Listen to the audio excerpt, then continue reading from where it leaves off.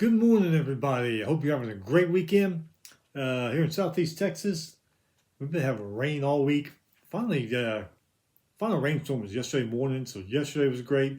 Today's starting out great, but it's going to be raining later on. Anyway, hey, if you're a father, happy Father's Day. You guys do a very important job in the world. Probably the second most important, because I'm going to say mom is the most important job in the world. But anyway, happy Father's Day if your fathers out there.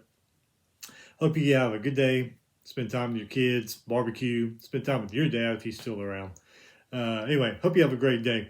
We're going to be going over our first four games of the College World Series. Wasn't really any blowouts. Looked like it could have been one with UCLA and Murray State. Murray State came back, made it a game. We'll go over that. But we're going to go over these games that happened Friday and Saturday. Preview some games there today and tomorrow. Before we start, though, only got two news items. That's it. It's one of those days, I guess. So anyway, hey, hit that subscribe button so you don't miss anything. Let's get started. Kansas, they gave their head baseball coach, Dan Fitzgerald, a 6-year extension. Like what he's doing there. Kansas sports, they've really come on. It used to be just basketball and football every once in a while. Football is getting better every year.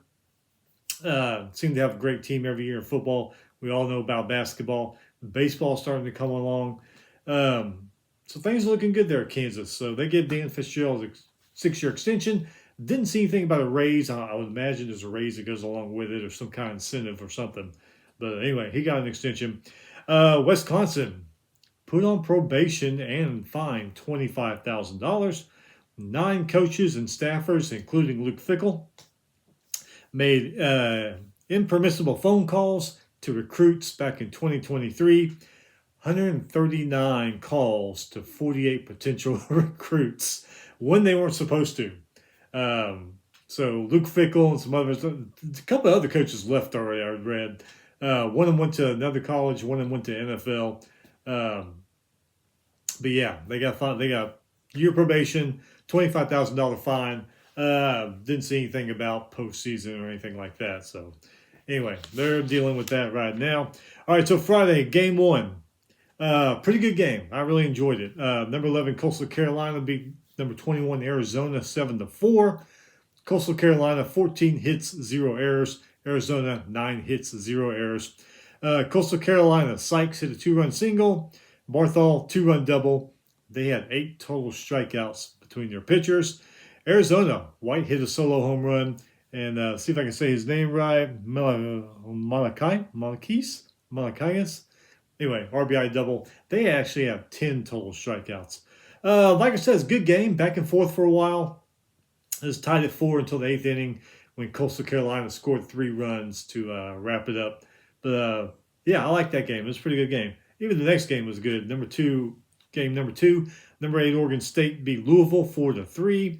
Oregon State, 11 hits, 2 errors. Louisville had 9 hit, 1 error. Oregon State's Weber, RBI triple. Pretty impressive there. Toonley hit an RBI double. Whitney, 9 strikeouts in that one, 14 total for the Beaver pitchers.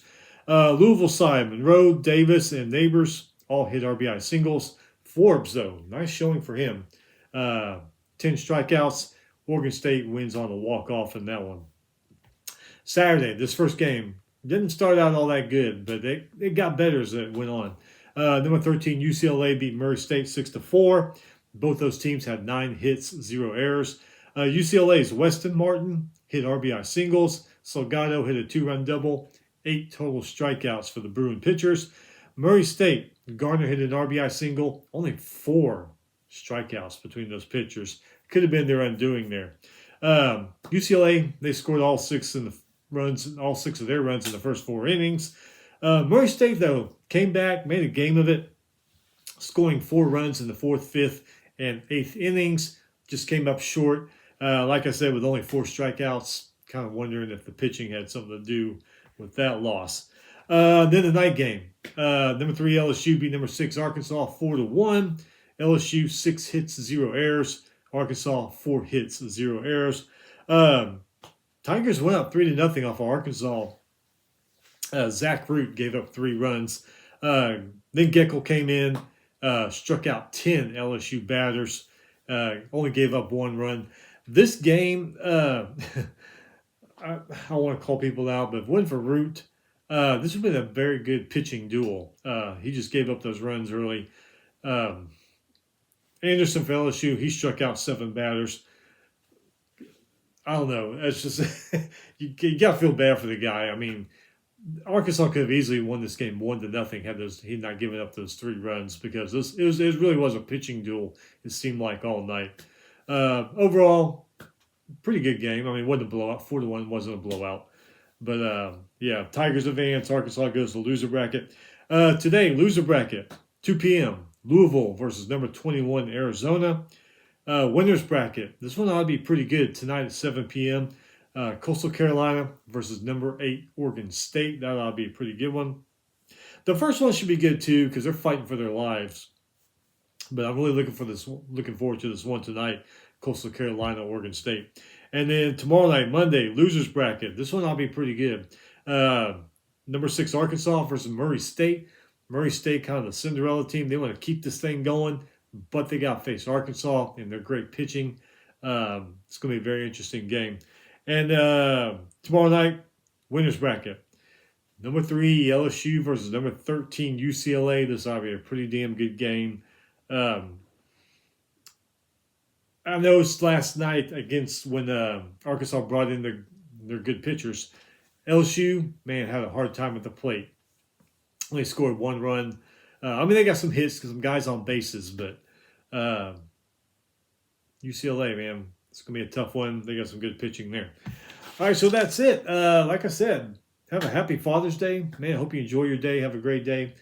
We'll be back probably Wednesday to wrap up things that happened today and tomorrow, and then preview what's going to happen next weekend. We're getting down to it. Only a few college games left of this season. We will be back, like I said, Wednesday or so. Enjoy your Father's Day. Enjoy your week. Stay busy. Keep your head down. The weekend will be here again before you know it. We will see you next time.